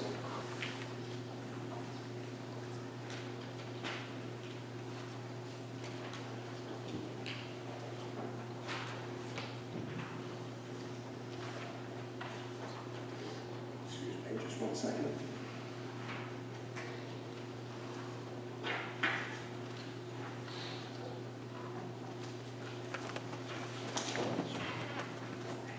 Just going back and forth between two things here. Okay, so the first thing was I wanted to prep the board in case is Melissa Davis here?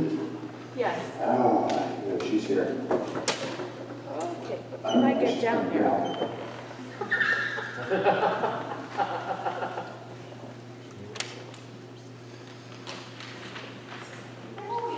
You ready for something? What are you bringing? I just have my packet with me. Okay, so Mrs. Davis and I had a pretty serious discussion about the enrollment in kindergarten. Will you just give us an update on where it currently stands in the historical summer trend? Sure. So some of you were here a couple of years ago and we had a huge increase in enrollment.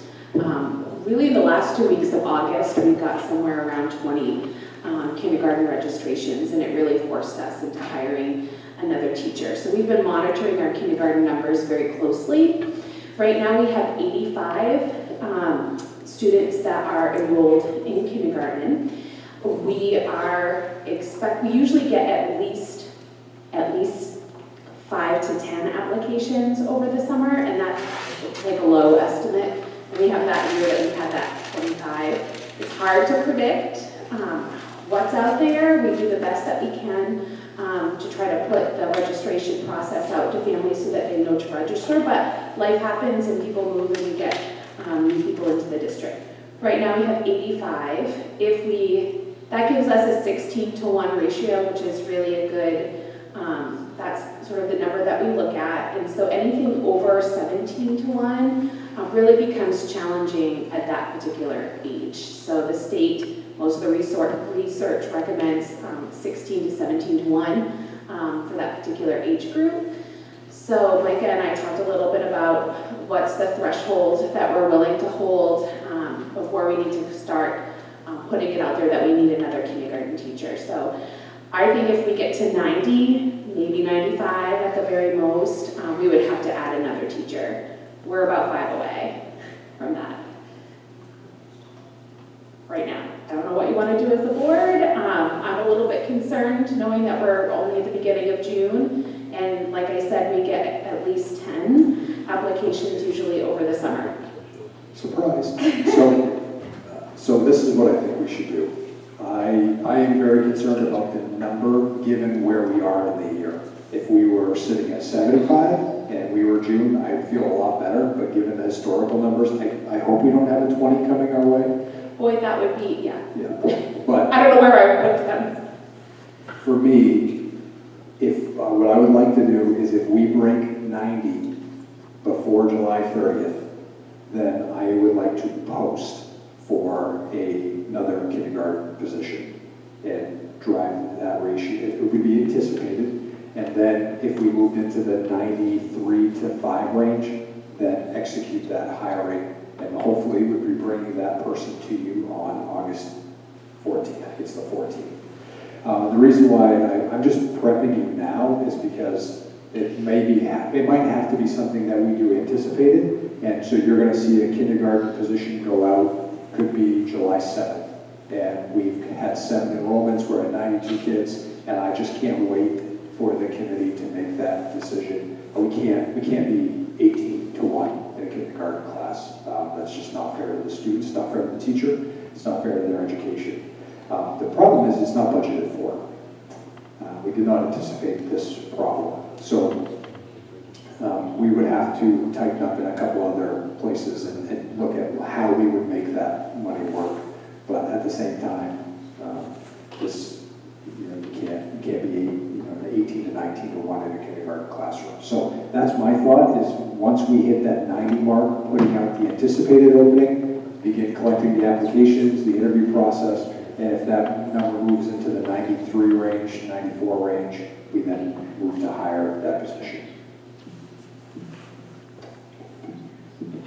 I don't need approval for that, I'm just letting you know that that is kind of my tentative plan right now. Do you have a classroom, Melissa? I do have a plan for some shifting that we can do. So we do have a space that's available. As you know, we're pretty tight at the elementary school for space, but we do have a plan if we needed to add another position of where we would put that classroom, and it would still be in the kindergarten wing. It's also important to note at this age, oftentimes kindergartners coming in are starting that we're starting that child find process, Kristen, as you know. So we also don't know what kinds of supports we're going to need for those kindergarten students. So having those low ratios really helps us be able to identify some of the needs that some of our kids are coming in with and getting that identification process started sooner. The more kids you have in there, the more cumbersome it becomes and difficult to really pinpoint what the needs are. And the other thing too, I just thought of this, if our pre-K numbers get to a certain point, 5-year-olds who are in pre-K get bumped. So we could also have some pre-K 5-year-olds moving into kindergarten as well. So we could get hit from both a new registration standpoint or because we have more pre-K kids moving in that could move out 5-year-olds.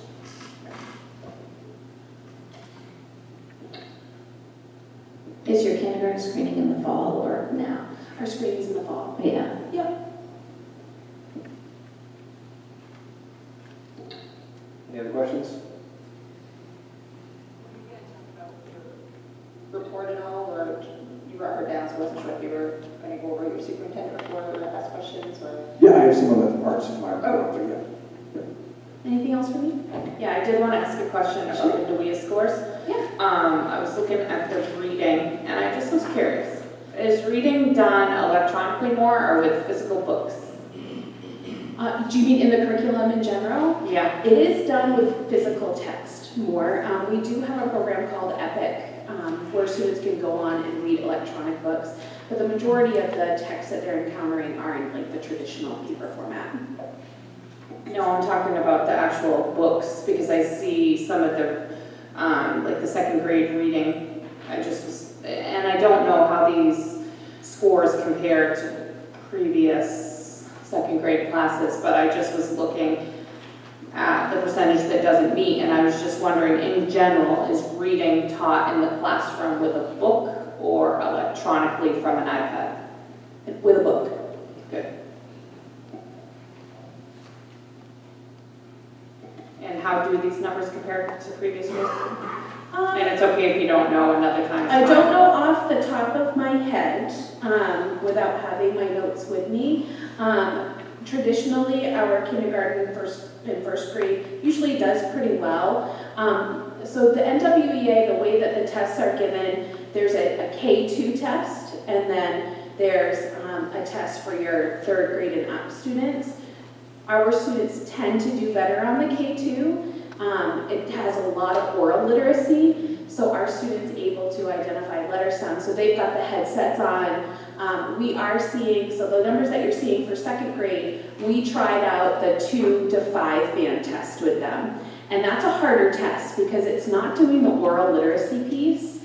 And so we wanted to see, okay, how are our students going to do on this harder test? So I believe, and I haven't dug into it enough to give you some hard data, that some of those lower numbers that you're seeing in second grade is because of that higher band test that they were taking.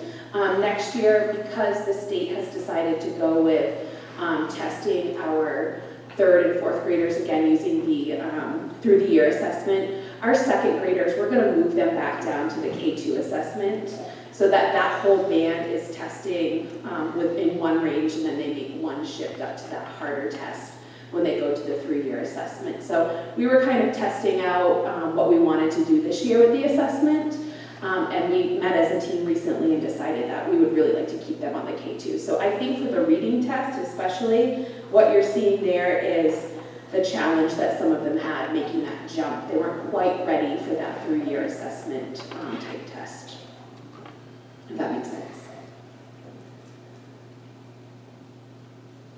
Any other questions for me?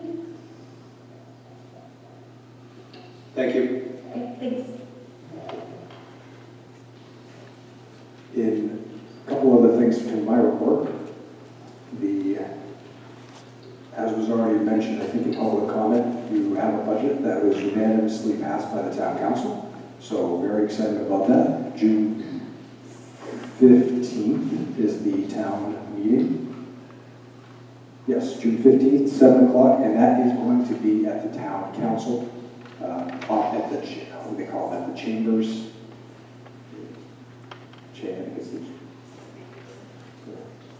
Public safety. Thank you, public safety building. Last year it was in the firehouse, and they moved out all the chairs and stuff, but they don't anticipate that this year. So that's going to be there on June 15th. Encourage people to get out and vote for that. Also, we have had a lawsuit filed against us by the Pines Tree Church.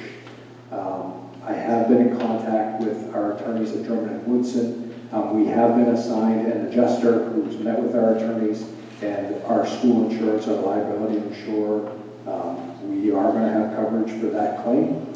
So we're not surprised by that, but we just always like to make sure that we have coverage, and that they are the ones that assign the attorneys, and so they've assigned Drummond and Woodson as our defense in that case. And they're going to keep us up to date as that progresses through its appropriate steps and processes. Currently, as you know, we still have a standing month-to-month lease that was voted on. It has not been rescinded. I do not have any word from Pastor Joya or anybody from the organization either accepting or declining that lease. So it is still on the table, but I haven't heard anything. So, and let's see, I think that was it for that. And then I've already obviously talked about the RFP for IT. So that is it for my report, unless there are any questions. Good. I see that you mentioned that you were going to do a survey, but you were going to do it with the staff and have the administrative and the teachers vet the survey that they're going to also take. Is that right? Yeah, I am going to have the administrators and some teacher reps vet the survey to see if there's any questions that they feel should be added to that survey. And I will be sending that out to the staff at the conclusion of the school year. Okay. And are you going to send one to the community and the parents? as well? So the survey that I've developed is for staff. So that's not something that I had planned on doing. I remember Jim did one for the community, but It was a somebody had- superintendent goal too, so I just was collecting stakeholder feedback, so, I mean, there's stakeholders of course as well, but the principals have sent surveys out for, or at least if you could consider community feedback.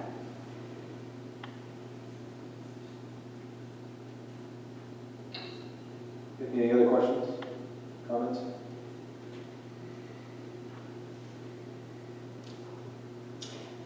Yes, on the tech committee, you had sent an email, something about taking a fee. You didn't discuss that here, so I have more questions about how that's going to work. We're taking a fee for computers, but yet we might get those free through grants, and then how's that money, where's that money going to, to a reserve?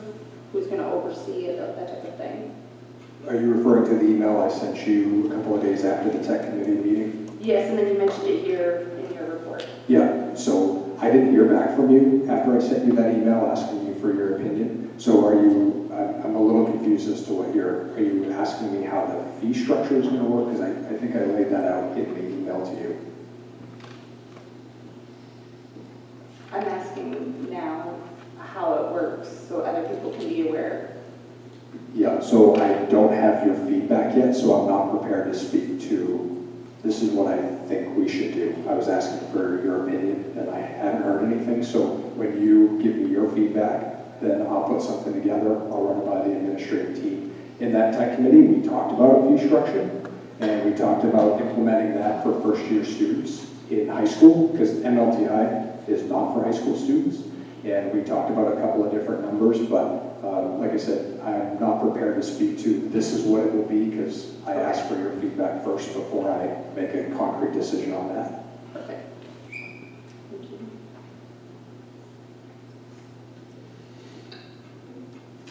Any other discussion? That's all for my report, thank you. All right, that takes us to B, Facilities and Track Committee. So a quick update, thank you to the AD. Auto Field, the turf portion of the project is on schedule, and the track portion of the project is on and/or ahead of schedule. I will comment, we are at the tail end of our finance budget season. Once we finally get through that, from a facilities perspective, and finance perspective for that matter, we'll start to focus our attention more to the long-term needs of our facilities. And I dusted off the enrollment projection study that we did, this was back in 2018, I believe. And that study is almost right on the past couple years, except for it's 1 year behind. So my assumption is that COVID maybe set us back 1 year from the population perspective, but the population study that we've already done seems to be still valid, just 1 year behind. So we'll use that as a start, and then again, we'll once we get through the budget season, we'll start to look more at long-term planning. Mr. B, can I ask a question? Is that something that we should post online so that people can see that report and see how accurate it is? Study? Just it's off a year? Yep. Haley, anything else you want to add on facilities track? Yeah, we just haven't had a meeting all year. Are we going to have facilities meeting and tour the buildings and do that this coming fiscal year? This summer probably would be a good time when the students are here. I think it's a good time this summer to do a tour, for sure. Get that scheduled. Yeah, as I was telling the town councilors, that's an area that we will definitely have to put a significant amount of time in. We have a great starting point with the old Carpenter and Associates, Bragg. I apologize, I don't remember which group did it. I think it was Carpenter and Associates. But we have a good starting point, just the numbers are going to be way off. So we have to spend a significant amount of time this year assessing our facilities and developing a next steps mentality from a finance standpoint. It was Carpenter.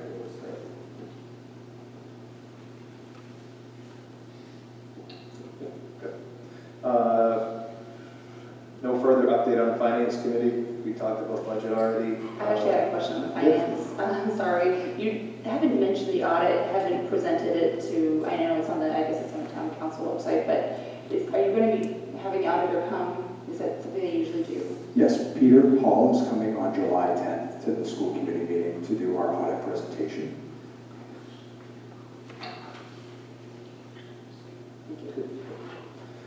Policy committee? Anything else? No, we did decide that the next meeting will be in August, and we'll make sure that policy that we just talked about, the JJIBA one, is presented again and on the agenda. And if Haley, you can send us your thoughts about that. Okay, thank you. Tech committee? We had talked at a high level about ordering some new devices and some fee structures to help with the repairs. Okay. Spruce? Spruce committee was actually scheduled to meet May 11th. I showed up and not everybody did, so we didn't have a quorum and we had to delay. So we're meeting again in 2 days or 3 days. What day is it? The 8th. We're meeting on June 8th on Thursday, and they're putting forth a third budget because of the increase in elementary age students coming into the Bangor school system that need a multi-handicap program. Typically, they're just doing middle and high school, but they're needing an elementary program, so they're proposing that to us on Thursday. Thank you. Finance report, curriculum, and transportation and facilities are as written. J, possible future agenda items. Let me go around. Janet? Debbie? All set. Haley? I'd like to consider either a hiring committee and a safety committee.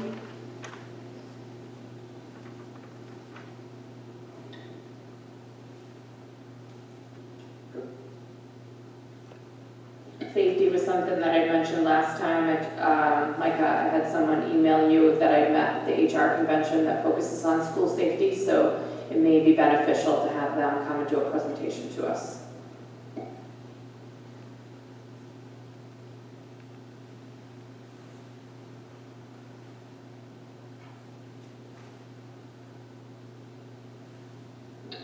Kristen?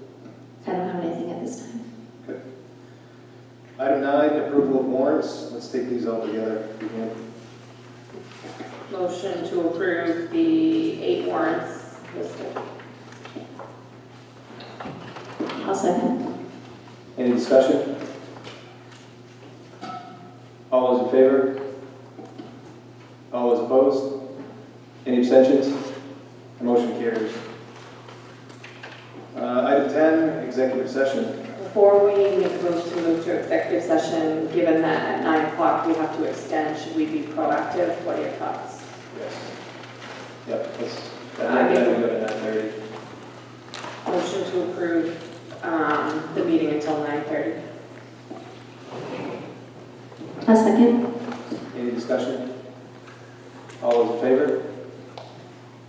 Motion carries. Move to enter executive session pursuant to 1 MRSA 4056, evaluation of superintendent at, let's see, 8:40. For a second. I'll second. Any discussion?